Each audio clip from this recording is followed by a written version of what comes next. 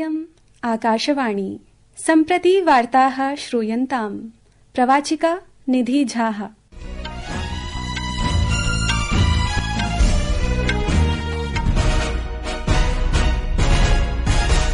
आदौ मुख्याः वार्ताः। प्रशासनेन 34 कोटि रूप्यकाणां व्ययेन राष्ट्रिय खनिज अभियानम् अनुमोदितम्।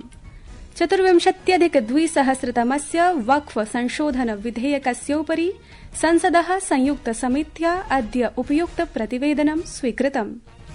उत्तरप्रदेशे प्रयागराजे अद्य मौनी अमावस्यायाः पवित्रावसरे द्वितीयम् अमृत स्नानं श्रद्धालुभिः समाचर्यते।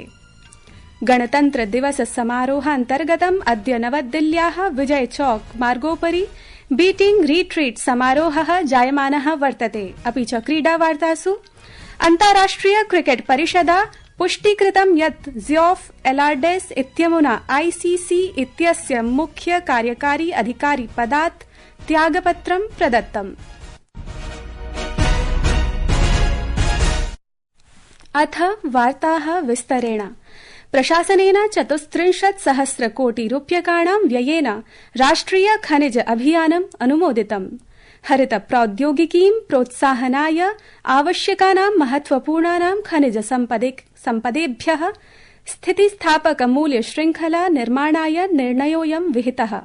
अद्य नवदिल्ल्यां प्रसारमाध्यमेन सम्बोधयन् सूचना प्रसारण मन्त्री अश्विनी वैष्णवः अर्थव्यवस्थायाः विकासाय महत्वपूर्णानां खनिजानां महत्वम् उद्घाटितवान्। 24,200 तमस्य वक्फ संशोधन विधेयकस्योपरि संसदः संयुक्त समित्या अद्य उपयुक्त प्रतिवेदनं स्वीकृतम्। नवदिल्ल्यां वार्ताहरैः सह संवादक्रमे 31 सदस्यीय समितेः अध्यक्षः जगदम्बिका पालः प्रोक्तवान् यत् समित्या विधेयक सम्बद्ध संशोधनानि 14 खण्डेषु स्वीकृतानि। तेनोक्तं यत् समितेः प्रतिवेदनं श्वः लोकसभा अध्यक्षाय ओम बिरला इत्यस्मै समर्पयिष्यते। श्रीपालेन विज्ञापितं यत् विगतेषु 6 मासेषु विधेयकोपरि विस्तृत विचार विमर्शो विहितः। 24,200 तमस्य वक्फ संशोधन विधेयकस्य उद्देश्यम् अभिलेखानां प्रवधीकरणं, पारदर्शितायां वृद्धिः, अवैध वक्फ सम्पत्तीनां प्रत्याहरणाय दृढ प्रशासन तन्त्रेण सह महत्वपूर्ण परिष्कारानयनं वर्तते। अत्रान्तरे विपक्षी सदस्यैः प्रतिवेदनस्य स्वीकरणे प्रश्नाः समुत्थापिताः। उत्तरप्रदेशे प्रयागराजे अद्य मौनी अमावस्यायाः पवित्रावसरे द्वितीयम् अमृत स्नानं श्रद्धालुभिः समाचर्यते। मौनी अमावस्या धार्मिक दृष्ट्या महत्वपूर्णा वर्तते। अस्मिन् शुभावसरे कृतामृत स्नानं शुभदायकं भवतीति मन्यते। विश्वस्य बृहत्तमे अनुष्ठाने महाकुम्भे प्रथमम् अमृत स्नानम् अस्य मासस्य 14 दिनाङ्के मकर संक्रान्तेः शुभावसरे जातम्। 13 संख्यकैः अखाड़ा समूहैः स्वानिर्धारित समयस्य क्रमस्य च सूचनाः प्रदत्ताः। मौनी अमावस्यायाः पवित्रावगाहनम् अन्वीक्ष्य उत्तरप्रदेश प्रशासनेन 7 स्तरीया सुरक्षा योजना क्रियान्विता। अपि च महाकुम्भस्य मेलक क्षेत्रं वाहन निषेध क्षेत्रं नातिविशिष्ट जनक्षेत्रत्वेन उद्घोषितम्। केन्द्र राज्य प्रशासनयोः निष्ठया समर्पितानि आरक्षिबलानि, यातायातारक्षिबलानि, चिकित्साश्च आपात्कालिक स्थितये नियुक्ताः सन्तीति। अत्रावसरे रेलवे प्रशासनेन 90,100 विशेष रेलयान चालनस्य योजना विनिर्मिता। उत्तर मध्य रेलवे इत्यस्य मुख्य जनसम्पर्काधिकारी शशिकान्त त्रिपाठी इत्यमुना वार्ताहरैः सह संवादक्रमे विज्ञापितं यत् स्नानानन्तरं बहवः श्रद्धालवः रेलवे स्थानकं प्रति प्रत्यागच्छन्तः सन्ति। गणतन्त्र दिवस समारोहान्तर्गतम् अद्य नवदिल्ल्याः विजय चौक मार्गोपरि बीटिंग रिट्रीट समारोहः जायमानः वर्तते। अत्रावसरे राष्ट्रपतिः द्रौपदी मुर्मुः, उपराष्ट्रपतिः जगदीप धनखड़ः, प्रधानमन्त्री नरेन्द्र मोदी, रक्षामन्त्री राजनाथ सिंहः, अन्ये च केन्द्रीय मन्त्रिणः उपस्थिताः सन्ति। वर्षेऽस्मिन् समारोहे 30 प्रस्तुतयः भविष्यन्ति। समारोहमुद्दिश्य दिल्ली आरक्षक दलेन यातायातस्य व्यापक प्रबन्धाः विहिताः। कार्यक्रमोऽयं कदम कदम बढ़ाए जा इत्यादिभिः गीतारागैः सम्पत्स्यते। संस्कृतवार्तायाः संस्करणमिदम् इदानीम् आकाशवाणीतः प्रसार्यते।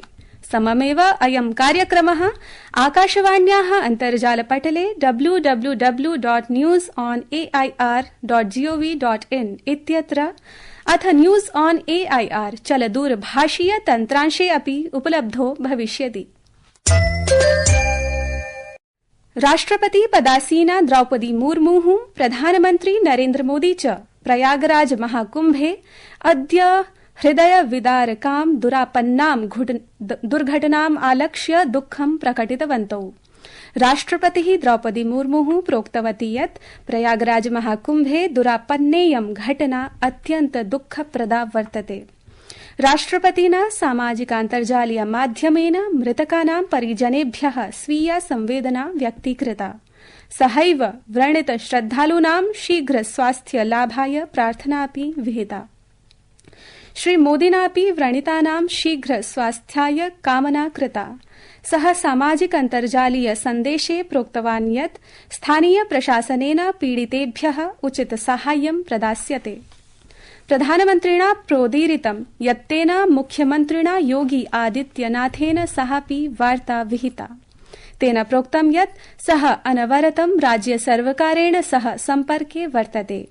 घटनानन्तरं वार्ताहरान् सम्बोधयन् मुख्यमन्त्री योगी आदित्यनाथः अवोचत् यत् श्रीमोदिना स्थितेः संज्ञानार्थं बहुधा तेन सह सम्पर्कः साधितः।